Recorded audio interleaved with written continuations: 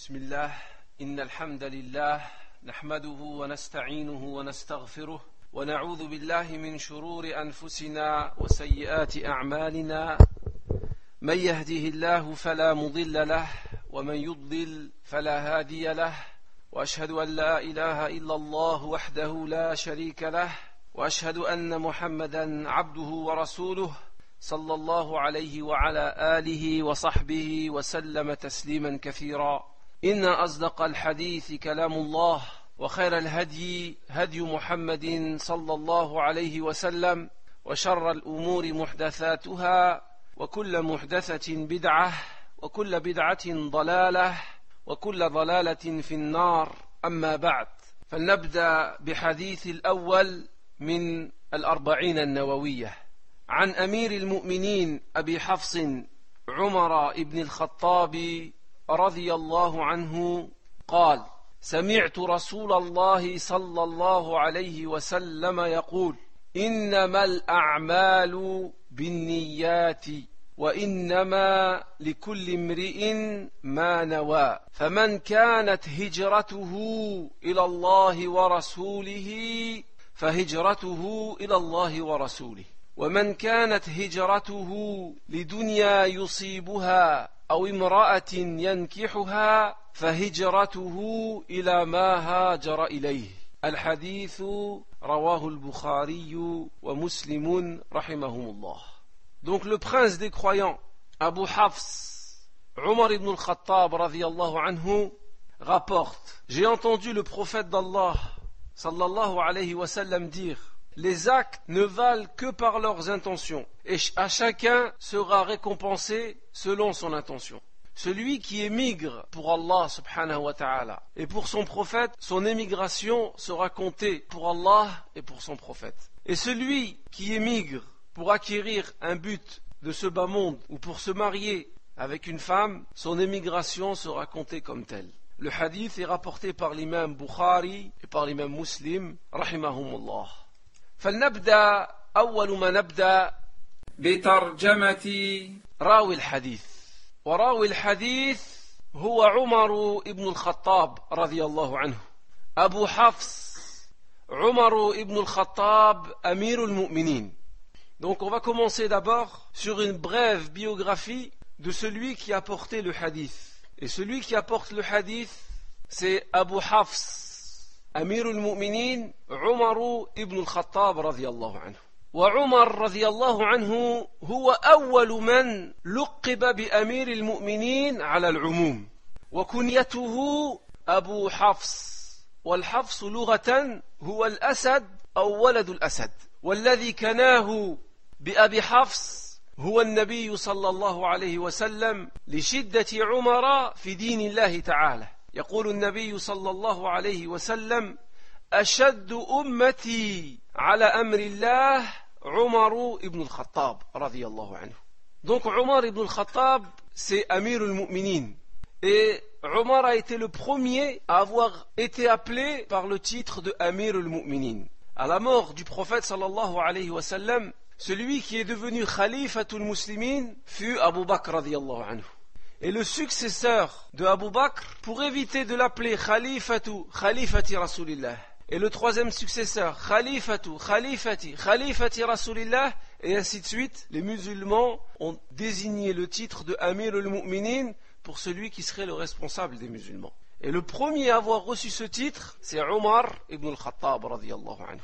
Et sa kunya, c'est Abu Hafs. Et al-Hafs, en langue arabe, veut dire le lion ou le fils du lion. Et celui qui lui a donné cette kunya, c'est notre prophète sallallahu alayhi wa sallam, pour la rigueur que Umar radiyallahu anhu avait dans la religion d'Allah. D'ailleurs, le prophète sallallahu alayhi wa sallam disait dans le hadith authentique: celui qui a le plus de rigueur dans les ordres d'Allah et dans la religion d'Allah, c'est Umar ibn al-Khattab radiyallahu anhu. ولقب رضي الله عنه بالفاروق لأنه أظهر الإسلام بمكة ففرق الله به بين الكفر والإيمان. وهو عمر بن الخطاب أول من جهر بالإسلام في مكة. يقول ابن عباس رضي الله عنهما: أول من جهر الإسلام بمكة عمر بن الخطاب رضي الله عنه. Et il est aussi, Omar ibn al-Khattab est aussi surnommé Al-Farouq, celui qui sépare, parce qu'il a manifesté son islam à la Mecque, à un moment où manifester son islam était très difficile, était très dangereux pour sa vie. Et Allah subhanahu wa ta'ala, par l'intermédiaire de Omar, à cette époque, à ce moment-là, a distingué entre Al-Kufr, la mécréance, et entre Al-Iman, la foi. C'est pour ça que Omar ibn Khattab fut le premier des musulmans à manifester publiquement son islam.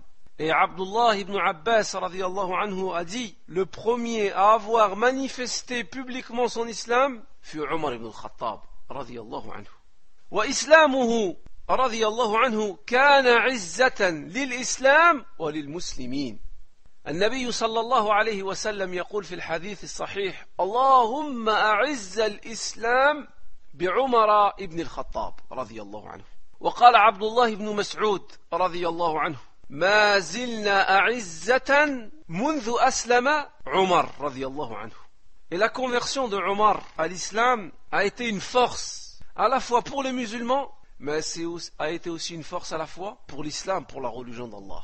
D'ailleurs, le prophète sallallahu alayhi wa sallam faisait des invocations et il disait: Oh Allah, renforce ta religion par la conversion de Omar ibn al-Khattab radiyallahu anhu. Et Abdullah ibn Mas'ud radiyallahu anhu disait: depuis la conversion de Omar à l'islam, depuis que Omar est devenu musulman, nous sommes toujours restés forts, nous sommes toujours restés puissants.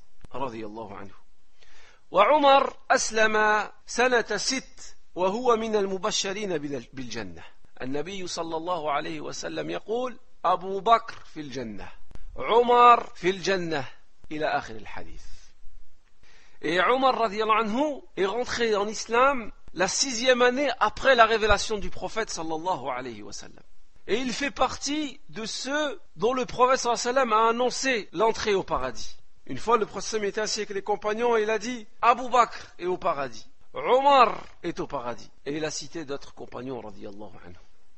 واتفق أهل السنة والجماعة ونسأل الله سبحانه وتعالى أن يجعلنا منهم على عقيدتهم وعلى منهاجهم وعلى مذهبهم.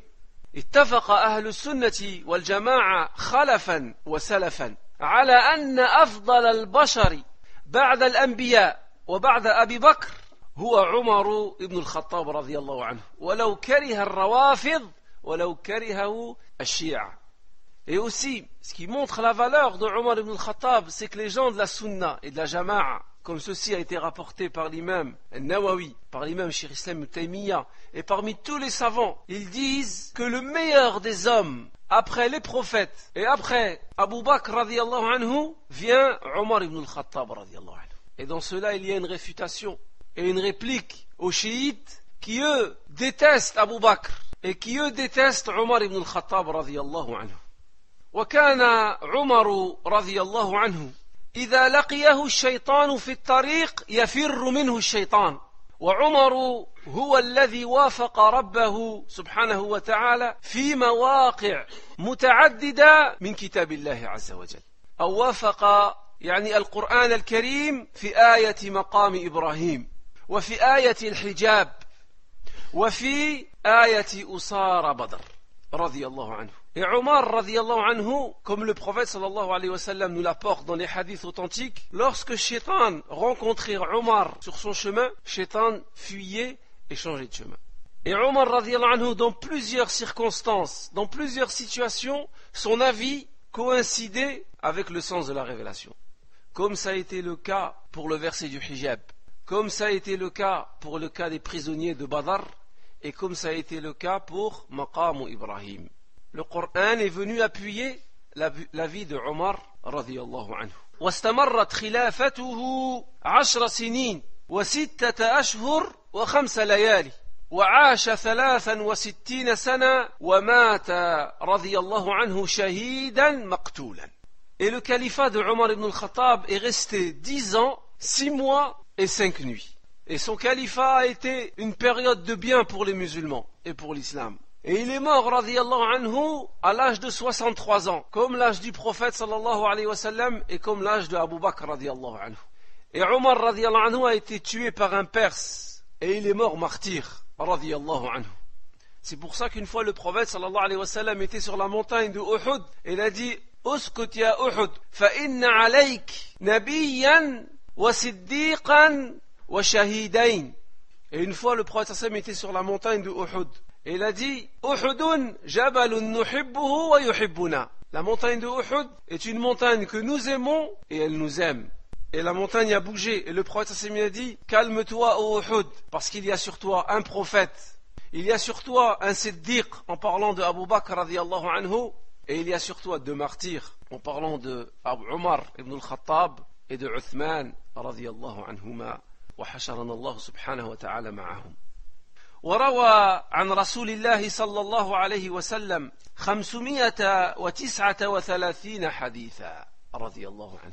Et Omar رضي الله عنه nous apporte du prophète صلى الله عليه وسلم 539 حديث رضي الله عنه. هذا فيما يتعلق براوي الحديث، يتعلق بعمر ابن الخطاب فاروق هذه الأمة أمير المؤمنين أبي حفص رضي الله عنه.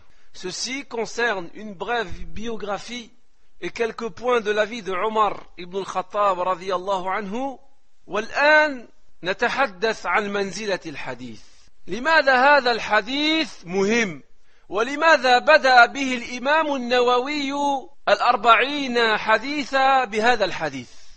Maintenant, nous allons parler de l'importance de ce hadith. Pourquoi l'imam Nawawi, rahimahullah, a-t-il commencé son livre Al-Arba'in al-Nawawiyya par ce hadith? Le hadith de Omar ibn al-Khattab, radiyallahu anhu, إنما الأعمال بالنيات.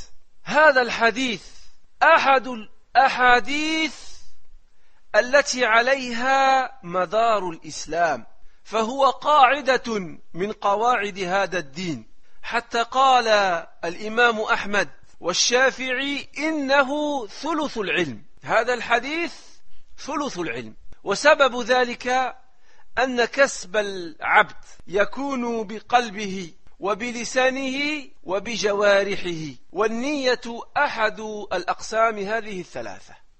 Ce hadith est important car ce hadith est l'un des plus importants des hadiths qui constituent le pivot de notre religion, car il est un édifice, il est un des fondements de la religion d'Allah subhanahu wa ta'ala.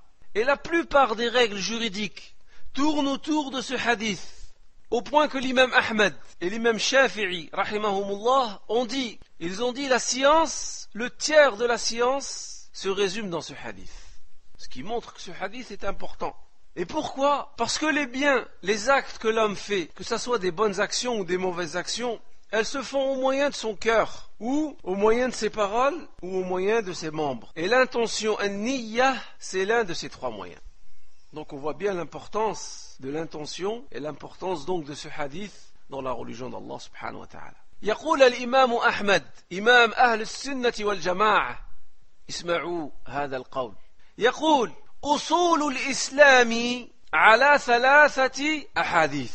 حديث عمر بن الخطاب إنما الأعمال بالنيات، وحديث عائشة من أحدث في أمرنا هذا ما ليس منه فهو رد، وحديث النعمان بن بشير إن الحلال بين وإن الحرام بين وبينهما أمور مشتبهات. يقول الإمام أحمد وإن الدين كله يرجع إلى إما فعل المأمورات أو ترك المحظورات أو توقف عن الشبهات، وهذا كله تضمنه حديث النعمان بن بشير إن الحلال بين وإن الحرام بين وبينهما أمور مشتبهات. L'imam Ahmed rahimahullah dit les fondements de l'islam tournent autour de 3 hadiths. Le hadith de Omar, celui qu'on est en train de citer, innamal a'malu bin niyat, les actes ne valent que par leurs intentions. Le deuxième hadith, le hadith de Aïcha, où le prophète sallam dit celui qui innove dans notre religion, son innovation sera rejetée. Et le troisième hadith, le hadith de Nu'man ibn Bashir, où le prophète sallam dit le licite est clair et l'interdit est clair, et entre eux, entre le licite, entre le halal et le haram, il y a les ambiguïtés. Regardez ce que dit l'imam Ahmed. Il dit pourquoi l'islam tourne autour de ces 3 hadiths? Parce que toute la religion se résume soit à accomplir des ordres, soit à éviter ou à délaisser des interdits ou à s'abstenir face à des ambiguïtés. Et ces trois points-là se retrouvent dans le hadith de Nu'man ibn Bashir où le prophète sallam dit le halal est clair, le haram est clair et entre les deux il y a des ambiguïtés. وإنما يقول الإمام أحمد وإنما يتم ذلك يتم يعني فعل المأمورات وترك المحظورات والتوقف عن الشبهات إنما يتم بأمرين أحدهما أن يكون العمل في ظاهره على موافقة السنة وهذا الذي تضمنه حديث عائشة من أحدث في أمرنا هذا ما ليس منه فهو رد والثاني أن يكون العمل في باطنه يقصد به وجه الله سبحانه وتعالى وهذا ما تضمنه حديث عمر إنما الأعمال بالنيات. Accomplir les ordres d'Allah, délaisser les interdits et s'abstenir des ambiguïtés ne peut être possible qu'avec deux choses. La première, c'est de faire l'acte en apparence doit être fait conforme à la sunna du prophète sallallahu alayhi wa sallam. Et ceci est contenu dans le hadith de Aïcha où elle dit celui qui fait un acte qui n'est pas selon nos enseignements, son acte sera rejeté.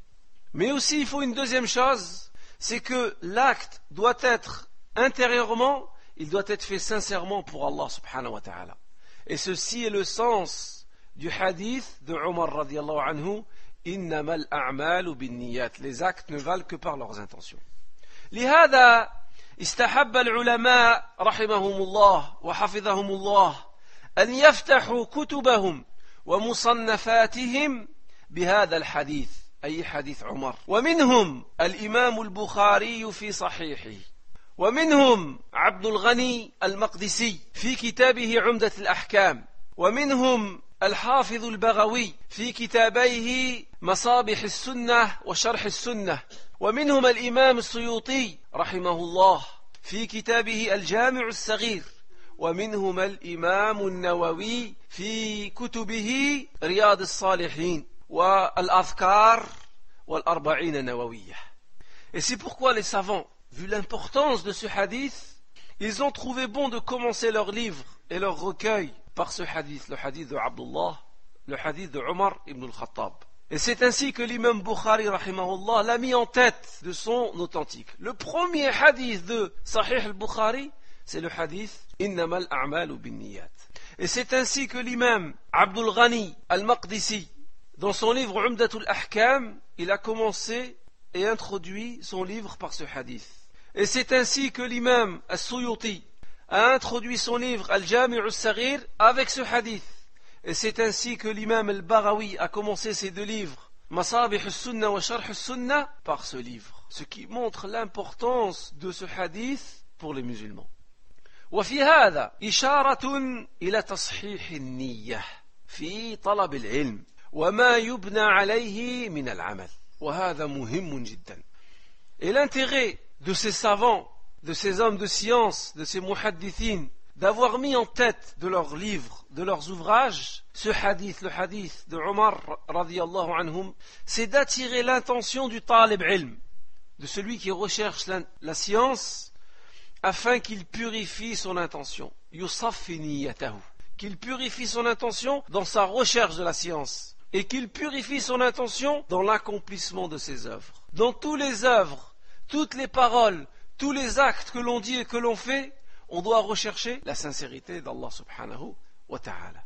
هذا فيما يتعلق بمنزلة الحديث وبهذا يتبين أن هذا الحديث عظيم ومهم وذو شأن. Et ceci concerne l'importance du hadith. Et avec les paroles qu'on vient de citer, on voit que ce hadith il est extrêmement important. Et il renferme beaucoup d'enseignements, beaucoup de fondements de notre religion. والآن نتحدث عما يستفاد من هذا الحديث. ماذا يستفيد المسلم من هذا الحديث العظيم من فوائد ومن عبر ومن آداب ومن حكم. Le troisième point qu'on va voir, c'est quelles sont les leçons à retenir concernant ce hadith. Quels sont les enseignements à retenir concernant ce hadith que le musulman doit comprendre correctement pour pouvoir appliquer correctement sa religion. ونذكر 12 فائدة. Et Inch'Allah, par la grâce d'Allah, nous allons citer 12 leçons à retenir concernant ce hadith.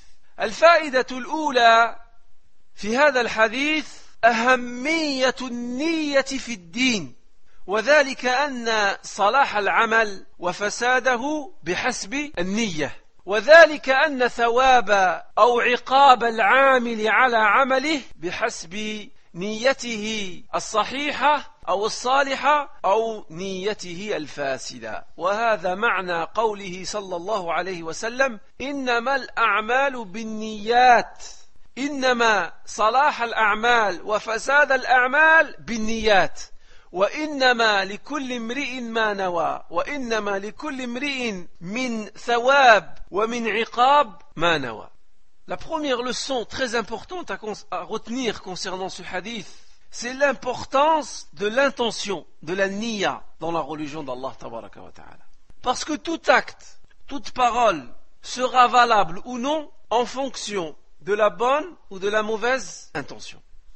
Et celui qui commet l'acte, al-amil, sera récompensé ou sera privé de la récompense en fonction de l'intention, en fonction de sa bonne intention ou de sa mauvaise intention. Et ceci est le sens de la parole du prophète sallallahu alayhi wa sallam lorsqu'il dit: innamal a'malu binniyat, les actes ne valent que par leurs intentions. Et lorsqu'il dit: et chacun sera récompensé selon son intention. Par exemple, prenons le cas d'une personne qui en apparence accomplit la prière conformément à la sunna du prophète sallallahu alayhi wa sallam. À tout égard, il prie comme le prophète sallallahu alayhi wa sallam prie. Mais intérieurement, sa prière n'est pas sincère pour Allah. Alors ce hadith, qu'est-ce qu'il nous enseigne? Il nous enseigne que son acte sera pas accepté et que son acte sera rejeté à cause de l'intention. Donc on voit la gravité, l'importance de l'intention dans notre religion. الفائدة الثانية أن النية عند العلماء قسمان، يعني تقع النية على معنيين. La deuxième leçon à retenir concernant ce hadith, c'est que l'intention chez les hommes de science peut avoir deux sens. Lorsque tu entends le mot intention, niya, chez les hommes de science, il aura forcément un des deux sens qu'on va citer maintenant. أولا النية بمعنى تمييز العبادات من العادات أو تمييز العبادات بعضها عن بعض، وهذه هي التي يتكلم عنها الفقهاء في كتب الفقه، وهي متعلقة بالعبادة. النية, premier sens du mot niya, intention chez les hommes de science, c'est celle qui vient distinguer l'adoration de l'habitude, ou bien celle qui vient distinguer une adoration par rapport à une autre adoration. Ce mot niya, il sera utilisé chez les hommes de science dans les livres de fiqh. Et cette niya-là, dans ce sens-là, elle est en relation avec l'ibada, avec l'adoration. Par exemple de l'intention qui vient distinguer l'habitude de l'adoration. Une personne fait sa douche pour se rafraîchir ou pour se nettoyer. C'est quoi qui fait la différence entre cette personne et la personne qui le jour du vendredi fait le rousl pour aller au masjid? Ou bien la personne qui fait le lavage parce qu'il est en état de janaba? C'est quoi qui fait la différence entre ça et ça? C'est l'intention, an-niyya. L'exemple de l'intention qui vient distinguer, séparer une adoration d'une autre. On prend une personne qui jeûne le lundi. La première personne, elle jeûne le lundi parce qu'elle doit rattraper des jours du mois du Ramadan. Donc ce jeûne, c'est un jeûne obligatoire. Et on prend une autre personne qui va jeûner lundi parce que c'est sunna de jeûner le lundi. Qu'est-ce qui fait? C'est quoi qui sépare le premier jeûne du deuxième jeûne? An-niyya, c'est l'intention. المعنى الثاني للنية عند العلماء تمييز المقصود بالعمل. ماذا تقصد بهذا العمل؟ هل هذا العمل لله أم لله ولغير الله؟ وهذه النية يتحدث عنها علماء التوحيد وعلماء تزكية النفوس، يعني باسم الإخلاص، وهي متعلقة بالمعبود برب العالمين سبحانه وتعالى. Le deuxième sens que peut comporter le mot niya chez les hommes de science, c'est l'intention dans le sens quel est l'objectif de l'acte que tu es en train de faire. Que recherches-tu à travers cet acte? Recherches-tu Allah uniquement, ou est-ce que tu recherches Allah et aussi autre que Allah subhanahu wa ta'ala? Et le sens du mot niya ici, le mot niya ici aura le sens de ikhlas, de la sincérité. Et là, le mot niya sera en relation avec al-ma'boud, avec Allah tabaraka wa ta'ala. C'est-à-dire, dans ton adoration, tu dois être sincère avec le ma'boud, avec Allah tabaraka wa ta'ala. الفائدة الثالثة من هذا الحديث فيه إشارة إلى فضل العلم. ومن أين نأخذ هذه الفائدة من هذا الحديث؟ La troisième leçon à retenir concernant le hadith de Omar ibn al-Khattab, c'est qu'il y a une indication dans ce hadith au mérite de la science. On pourra dire, quel est le rapport entre ce hadith qui parle de l'intention et l'ilm et la science?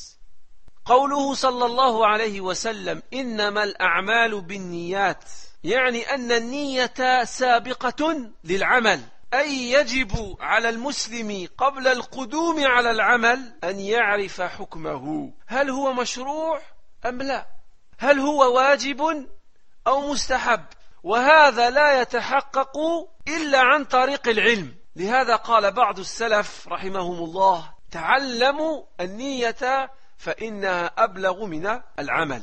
Pourquoi dans ce hadith-là il y a un rapport entre la science et entre l'intention? C'est parce que l'intention devance l'acte. Avant de faire un acte, on a toujours une intention. Et le musulman, avant d'accomplir un acte, il doit toujours connaître le statut de cet acte. Est-ce que cet acte est légiféré ou pas? Est-ce que cet acte, il est wajib, obligatoire, ou est-ce qu'il est mustahab, est-ce qu'il est sunnah? Et ceci ne pourra se réaliser que à travers la science. C'est qu'avec la science que tu pourras savoir telle chose est wajib, telle chose est mustahab. Telle chose est mashrou', telle chose n'est pas mashrou'. C'est pour ça que certains salaf, rahimahumullah, disaient apprenez an-niyya, ta'allamu an-niyya, apprenez la niyya, car la niyya va plus loin et dépasse l'acte. الفائدة الرابعة من هذا الحديث أن الأعمال بحسب ما تكون وسيلة له يعني قد يكون الشيء مباح في الأصل فيكون طاعة إذا نوى الإنسان خيرا كالأكل والشرب إذا نوى التقوي على عبادة الله عز وجل أو كالجماع إذا نوى العفاف والبعد عن الزنا. La quatrième leçon à retenir concernant ce hadith, c'est que les actes sont jugés en fonction de ce vers quoi elles aboutissent. Je m'explique. Il se peut qu'un acte à la base soit mubah, soit permis. Tu n'es ni récompensé, ni puni de le faire. L'acte à la base, il se peut qu'un acte à la base soit mubah, permis. Eh bien cet acte peut devenir une adoration, une ibada, une ta'a, si la personne, elle recherche le bien à travers cet acte et en mettant une bonne intention. Comme par exemple dans le fait de manger, ou dans le fait de boire pour prendre des forces et adorer Allah tabaraka wa ta'ala. Ou comme dans le fait de se marier et d'avoir des rapports sexuels avec son épouse dans le but d'éviter le zina et de s'éloigner des turpitudes.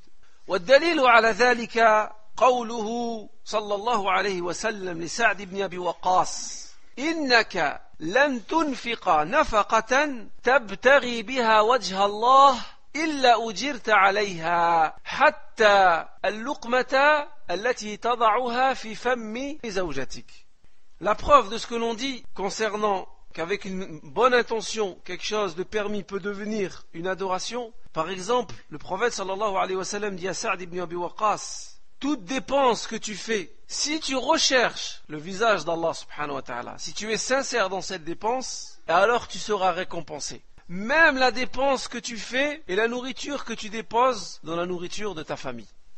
وفي الجماع يقول النبي صلى الله عليه وسلم وفي بضع أحدكم صدقة قالوا يا رسول الله أيأتي أحدنا شهوته وله فيها أجر قال صلى الله عليه وسلم أرأيتم لو وضعها في الحرام أكان له فيها وزر فكذلك إذا وضعها في الحلال كان له أجر.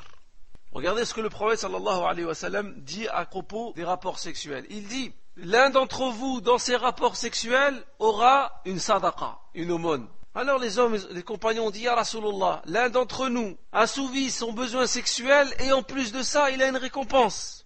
Le prophète sallallahu alayhi wa sallam lui dit, oui, parce que s'il l'avait accompli dans l'illicite, n'aurait-il pas commis un péché? Et alors le prophète sallallahu alayhi wa sallam dit, et c'est ainsi, lorsqu'on le fait dans le halal, on a la récompense. وَمِثْلُهُ فِي الْأَكْلِ وَالشُّرْبِ قوله صلى الله عليه وسلم تسحروا فإن في السحور بركة.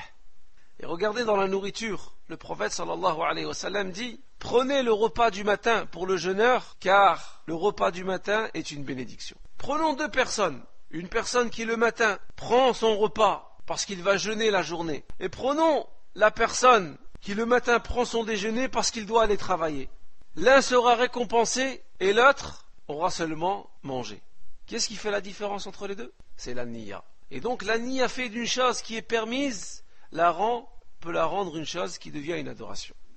ومع هذا النية اسمعوا جيدا النية لا تجعل المنكر معروفا ولا تجعل البدعة سنة ولا تجعل الشرك توحيدا أبدا أبدا مستحيل.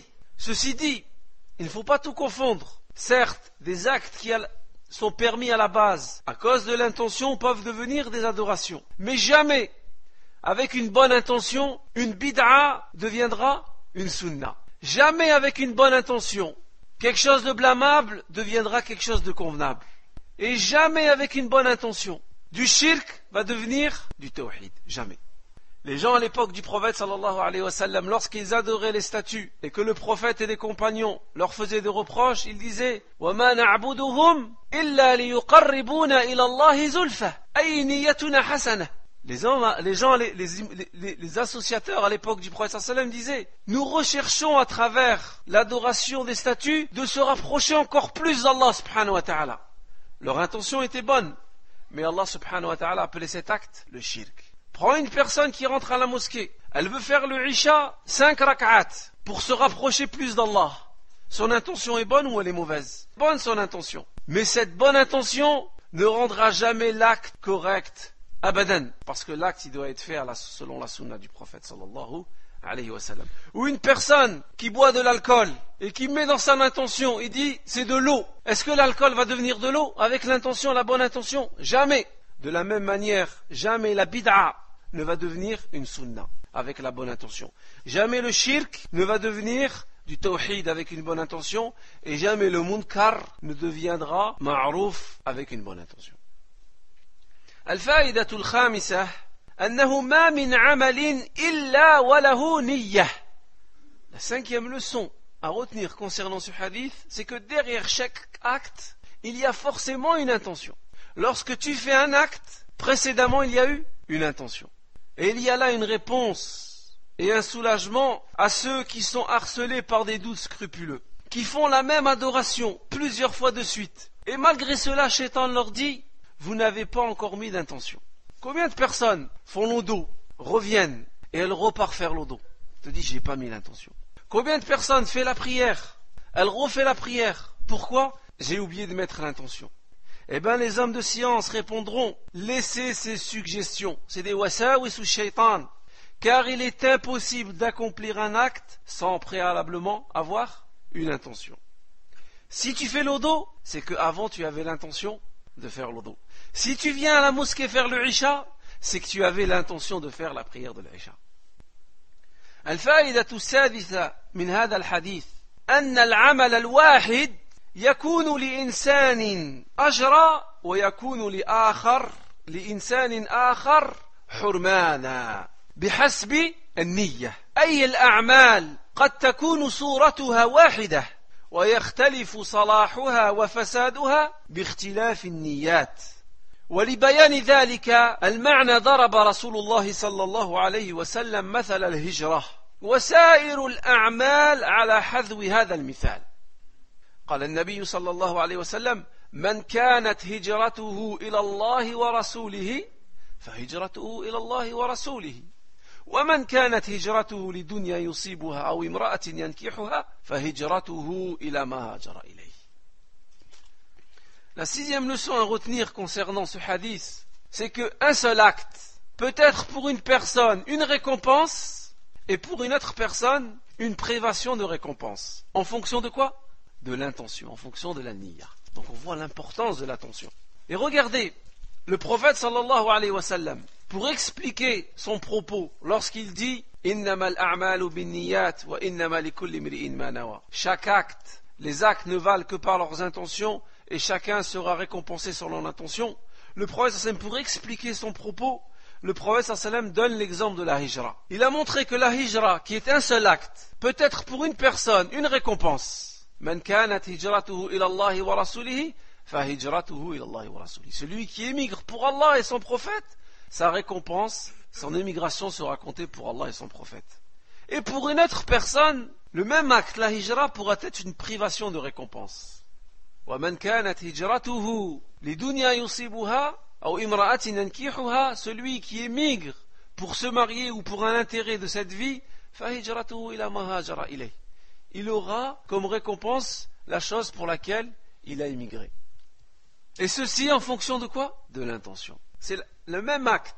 Un a la récompense, l'autre est privé de récompense à cause de quoi? De l'intention. Donc celui qui a émigré pour Allah subhanahu wa ta'ala et son prophète, il sera récompensé. Tandis que celui qui a émigré pour acquérir les biens de cette vie ou pour épouser une femme, il sera privé de la récompense de la hijra. Et cet exemple que le prophète sallallahu alayhi wa sallam a donné pour la hijra, il s'applique à tous les actes d'adoration. Tout ce que tu fais, l'un pourra être récompensé, l'autre pourra être privé en fonction de النية. الفائدة السابعة ينبغي للعالم والمعلم والأب والأم والمربي أن يضرب الأمثال للتوضيح والبيان. فقد ضرب رسول الله صلى الله عليه وسلم مثال الهجرة ليقر أو ليقرر ويوضح القاعدة السابقة. ما هي القاعدة؟ أن فساد الأعمال وصلاحها وثوابها وحرمانها بصلاح النيات أو فساد النيات. Septième leçon à retenir concernant ce hadith, le hadith de Omar ibn Khattab, c'est qu'il est bon pour le savant, ou pour l'enseignant, ou pour le père, ou pour la mère, ou pour le frère, ou pour celui qui oriente les gens, de donner des exemples pour éclaircir, pour expliquer, pour faciliter. Et ça, le prophète sallallahu alayhi wa sallam l'a fait ici. Il a donné l'exemple de la hijra pour expliquer la règle. Quelle est cette règle? Que la personne sera récompensée ou pas, ou que la personne, son acte sera valide ou pas en fonction de son intention. Et il est bon aux musulmans, et dans beaucoup de cas, beaucoup de hadiths, le prophète sallallahu alayhi wa sallam donne des exemples. Et il est bon aux croyants d'imiter le prophète sallallahu alayhi wa sallam et d'expliquer à travers des exemples pour que les gens comprennent. Al-fa'idatu thamina أن العمل لغير الله أقسام. La huitième leçon à retenir concernant le hadith de Omar ibn al-Khattab, c'est l'acte. Lorsqu'il est fait pour autre qu'Allah, il est de différentes catégories. فتارة يكون رياء محضا لا يراد به سوى مراءة الناس ومراءة المخلوقين لغرض دنيوي كحال المنافقين في صلاتهم. قال تعالى عنهم وإذا قاموا إلى الصلاة قاموا كسالى يراءون الناس وكحال الكفار. قال تعالى ولا تكونوا كالذين خرجوا من ديارهم بطرا ورياء الناس. Donc l'acte qui est fait pour autre qu'Allah, il existe différentes catégories. Première catégorie, c'est lorsque l'acte il est fait totalement pour autre qu'Allah subhanahu wa ta'ala. On appelle ça du riya, l'ostentation. La personne fait un acte pour un intérêt ou pour se montrer devant les gens. Et ceci est le cas des hypocrites. Comme Allah subhanahu wa ta'ala nous dit dans le Coran, et lorsqu'ils se lèvent pour faire la prière, ils se lèvent avec fainéantise, yura'un an-nas, et ils veulent se montrer devant les gens. Et c'est aussi le cas des kuffars, où Allah subhanahu wa ta'ala dit lorsqu'ils sont sortis pendant la bataille de Badr, ils sont sortis pour montrer leur puissance aux tribus arabes. ils ont dit, Allah Azza wa Jal dit de eux, et ne soyez pas comme ceux qui sont sortis de leur demeure par fierté et pour se montrer aux gens. وهذا الرياء التام في جميع الأعمال لا يتصور من مسلم وإنما يقع الرياء ربما في بعض أعمال وفي بعض عبادات المسلم في أولها وفي أثنائها أما في عباداته كلها فلا يتصور.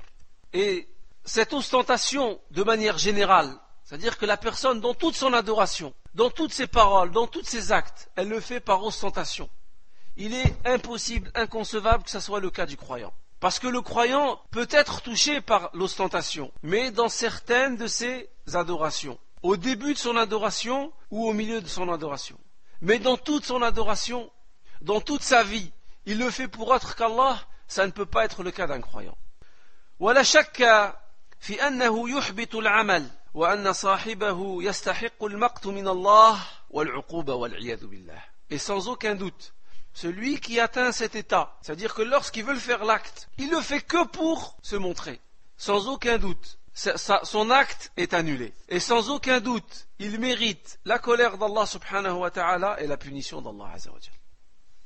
وتارة يكون العمل لله ويشاركه رياء فإن شاركه من أصله فإن النصوص الصحيحة تدل على بطلانه. قال النبي صلى الله عليه وسلم وهذا حديث قدسي قال الله عز وجل أنا أغنى الشركاء عن الشرك فمن عمل عملا أشرك معي فيه غيري تركته وشركه.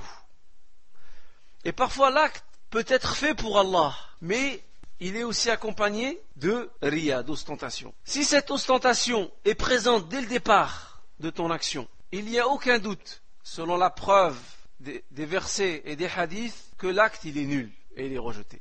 Comme dans le hadith où le prophète sallallahu alayhi wa sallam, et c'est un hadith qudsi, Allah dit: je suis au-dessus de toute personne qui commet du shirk. Et celui qui fait un acte et qui m'associe avec quelqu'un d'autre dans cet acte, je délaisserai cet acte et je délaisserai son shirk. Je délaisserai cette personne et je délaisserai son shirk. وإن كان أصل العمل لله ثم طرأت عليه نية الرياء ودفعه وقال أعوذ بالله هذا رياء فإن ذلك لا يضره باتفاق العلماء. Par contre, si la personne fait un acte et elle le fait pour Allah subhanahu wa ta'ala, et ensuite le riya, shaitan vient pour corrompre ton acte avec de l'ostentation. Tu fais la prière pour Allah subhanahu wa ta'ala, ou tu donnes la sadaqa sincèrement pour Allah, et la riya elle vient. Shaitan il te ramène et il veut corrompre ton acte à travers la riya, l'ostentation. Si tu rejettes, tu dis a'udhu billah, si je le fais pour les gens, mon acte sera rejeté. Il n'y a aucune divergence entre les savants que cette ostentation n'a aucunement affecté ton acte et que l'acte il reste toujours sincère pour Allah subhanahu wa ta'ala. وقد اختلف العلماء السلف في استرسال الرياء الطارئ هل يحبط العمل أو لا يضر فاعله ويجازى على أصل نيته. Par contre, les hommes de science ont divergé sur la personne qui commet un acte. Et le riya l'accompagne, l'ostentation accompagne cet acte du début jusqu'à la fin. Ou plutôt, du moment où il a l'ostentation jusqu'à la fin. Est-ce que son acte est accepté ou pas? Par exemple, la personne fait la prière. Et au moment du ruku', il fait un ruku' plus long. Certains savants ont dit, il n'y a que la partie du ruku' qui a été fait par ostentation qui est rejetée et annulée par Allah subhanahu wa ta'ala. Et le reste de la prière est valable. Par contre, d'autres savants ont dit, à cause de ça, tout l'acte est rejeté. وأما إذا عمل العمل لله خالصا ثم ألقى الله له الثناء الحسن في قلوب المؤمنين واستبشر بهذا وفرح بهذا فإن ذلك لا يضره يعني باتفاق. Par contre, si la personne elle a fini son action sincèrement pour Allah subhanahu wa ta'ala, elle a donné une aumône, elle a fait la prière, elle a lu le Coran, elle a fait le hajj, elle a fait les actes. S'il est fait sincèrement pour Allah, et si, après l'acte, la personne se réjouit de son action, et lorsqu'on lui dit, Masha'Allah, t'as un bon comportement, il est réjoui de ça. Ou on lui dit, Masha'Allah, tu fais bien ta prière. Ou Masha'Allah, tu lis bien le Coran. Ou masha'Allah, on lui fait des éloges sur son acte. Mais lui à la base son acte il était pour Allah. Et il a terminé son acte pour Allah. Et il est content de ça. Il y a quelque chose en lui, il est content de ça. Il n'y a aucune divergence chez les hommes de science que ça c'est pas du riya. وفي هذا المعنى جاء حديث أبي ذر أن النبي صلى الله عليه وسلم سئل عن الرجل يعمل العمل لله من الخير يحمده الناس عليه. الرجل يعمل عملا خيرا يحمده الناس عليه فيفرح. فقال النبي صلى الله عليه وسلم تلك عاجل بشرى المؤمن. وقال النبي صلى الله عليه وسلم في حديث آخر من سرته حسناته وساءته سيئاته فذلكم المؤمن. والحديث صحيح. Et regardez, ce qu'on disait précédemment, ça a été rapporté dans le hadith de Abi Dharr. Le prophète sallallahu alayhi wa sallam a été interrogé à propos d'un homme. Cet homme, on a interrogé le prophète sallallahu alayhi wa sallam sur un homme qui fait un acte pour Allah. Mais ensuite, cet homme, il est content parce que les gens lui font des éloges. Ou les gens lui font des éloges sur cet acte. Alors le prophète sallallahu alayhi wa sallam a dit Tilka ajilu bushra al-mu'min. Telle est la première bonne nouvelle, la bonne annonce pour le croyant. Et dans un autre hadith, le prophète sallallahu alayhi wa sallam a dit celui qui se réjouit du bien qu'il a fait et qui regrette le mal qu'il a commis, celui-là est un croyant. Donc, le riya n'a rien à voir avec ça. الفائدة التاسعة قرن الرسول صلى الله عليه وسلم بالواو حيث قال من كانت هجرته إلى الله ورسوله ولم يقل رسول الله من كانت هجرته إلى الله ثم رسوله مع أن رجلا جاء إلى النبي صلى الله عليه وسلم فقال ما شاء الله وشئت فقال النبي صلى الله عليه وسلم بل ما شاء الله وحده فما الفرق بينهما. Neuvième leçon à retenir concernant ce hadith, c'est que dans ce hadith, le prophète sallallahu alayhi wa sallam a dit celui qui émigre pour Allah et son prophète. Et dans d'autres hadiths, un homme est venu voir le prophète sallallahu alayhi wa sallam, il lui a dit ce qu'il plaît à Allah et ce qu'il plaît au prophète. Et le prophète sallallahu alayhi wa sallam lui a dit non, ce qu'il plaît à Allah uniquement. Quelle est la différence? Pourquoi ici c'est accepté et là ce n'est pas accepté? يقول أهل العلم أما ما يتعلق بالشريعة فيعبر عنه بالواو لأن ما صدر عن رسول الله هو ما صدر من الله سبحانه وتعالى وأما الأمور الكونية فلا يجوز أن يقرن مع اسم الله سبحانه وتعالى يعني الواو لا يجوز أن نقول الله ورسوله لأن هذا تحت مشية الله سبحانه وتعالى وإرادته. Quelle est la différence entre les deux cas? C'est que tout ce qui touche à la sharia, on peut dire Allah et son prophète. Pourquoi? Parce que ce qui nous vient du prophète nous vient d'Allah subhanahu wa ta'ala. Par contre, tout ce qui touche à la volonté d'Allah subhanahu wa ta'ala, on n'a pas le droit de l'associer avec le prophète. On ne peut pas dire Allah et son prophète. Je vais vous donner un exemple, parce qu'avec les exemples qu'on a dit, les choses s'éclaircissent. Si une personne te demande est-ce que demain il va pleuvoir, est-ce qu'on peut dire Allah wa rasuluhu a'lam, Allah et son prophète le savent? On ne peut pas. Pourquoi? Parce que c'est une erreur de dire ça. Parce que seul connaît ce qui va se passer demain, Allah subhanahu wa ta'ala.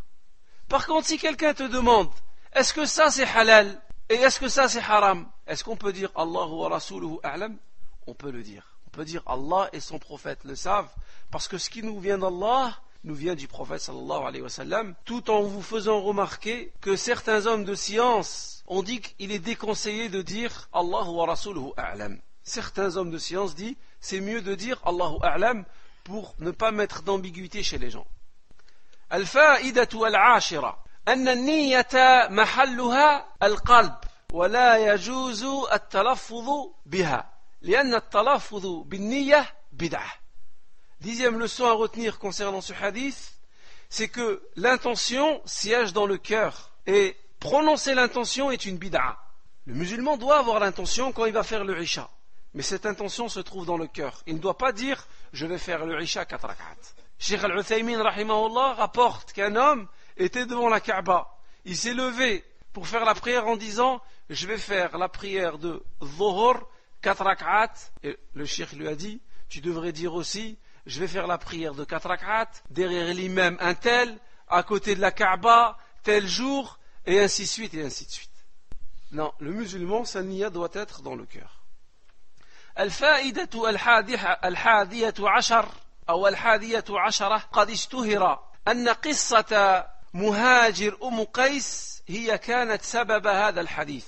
يعني قوله صلى الله عليه وسلم من كانت هجرته إلى الله ورسوله فهجرته إلى الله ورسوله ومن كانت هجرته لدنيا يصيبها أو امرأة ينكحها هذا يعني القول قول النبي صلى الله عليه وسلم سببه مهاجر أم قيس. فقصة مهاجر أم قيس صحيحة ولكن ليس يعني هذا الحديث سببا لهذه القصة. وهذا ما قاله يعني الحافظ ابن حجر العسقلاني والشيخ عبد المحسن العباد رحمه الله وحفظه الله.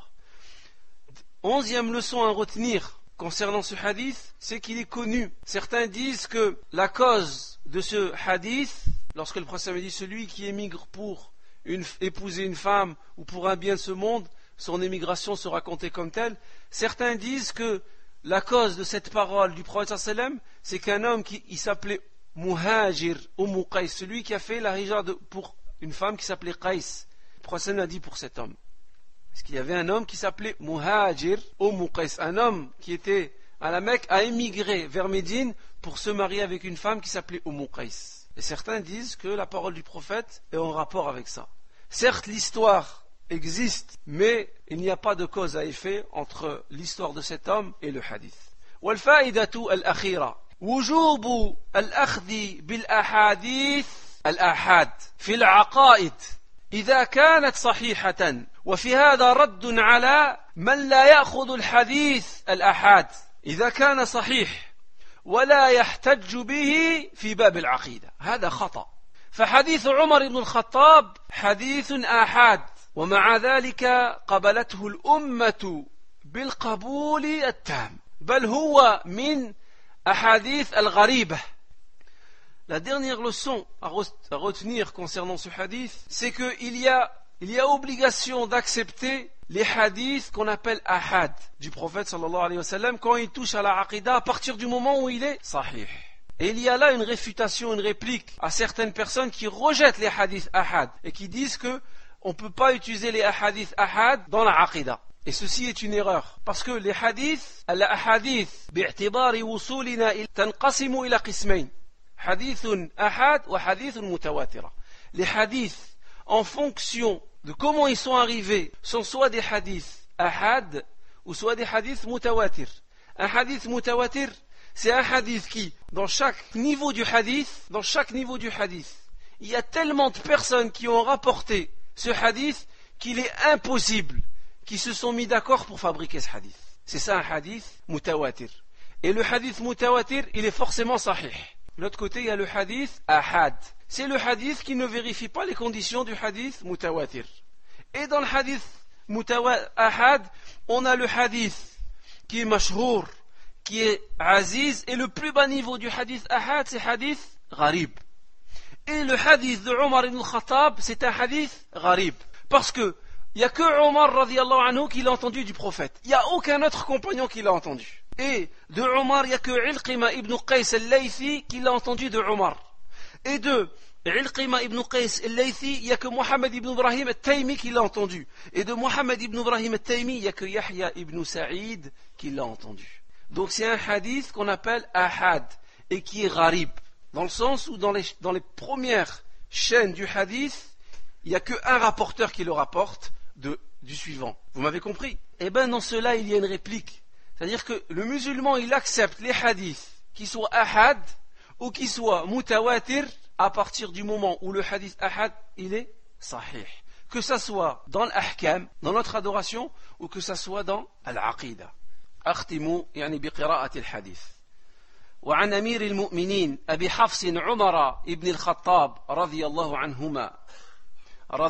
عنه قال سمعت رسول الله صلى الله عليه وسلم يقول إنما الأعمال بالنيات وإنما لكل امرئ ما نوى فمن كانت هجرته إلى الله ورسوله فهجرته إلى الله ورسوله ومن كانت هجرته لدنيا يصيبها أو امرأة ينكحها فهجرته إلى ما هاجر إليه. الحديث رواه البخاري ومسلم. Selon Omar ibn al-Khattab, le prince des croyants, il dit: j'ai entendu le prophète sallallahu alayhi wa sallam dire: les actes ne valent que par leurs intentions, et chacun sera récompensé selon son intention. Celui qui émigre pour Allah et son prophète, son émigration sera comptée pour Allah et son prophète. Et celui qui émigre pour épouser une femme ou pour un intérêt de cette vie, son émigration sera comptée comme telle. Le hadith est rapporté par l'imam Bukhari et l'imam Muslim. Subhanaka Allahumma wa bihamdik, ashhadu an la ilaha illa ant, astaghfiruka wa atubu ilayk, walhamdulillahi rabbil alamin.